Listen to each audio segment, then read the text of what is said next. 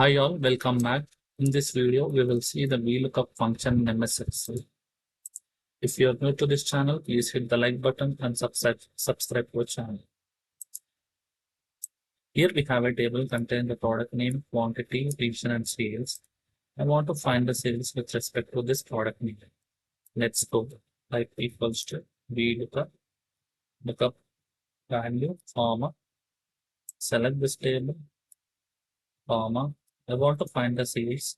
It is presented in fourth column, type 4, comma 0, close parenthesis, and if I copy paste tables, we'll get it 48,000 for smartphone, we get it 60,000. But here I want that at a time quantity and region and sales. Let's see how to do. Type equals to VLOOKUP, lookup value, comma, table level, comma. Here, just I need to type the column number 2, 3, and 4 since we need to get quantity, region, and sales. Open curly bracket.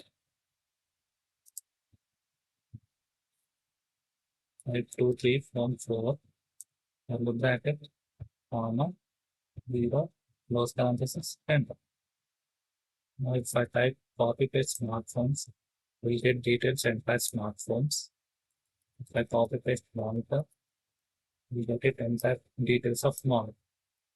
But here I want to get with the data validation.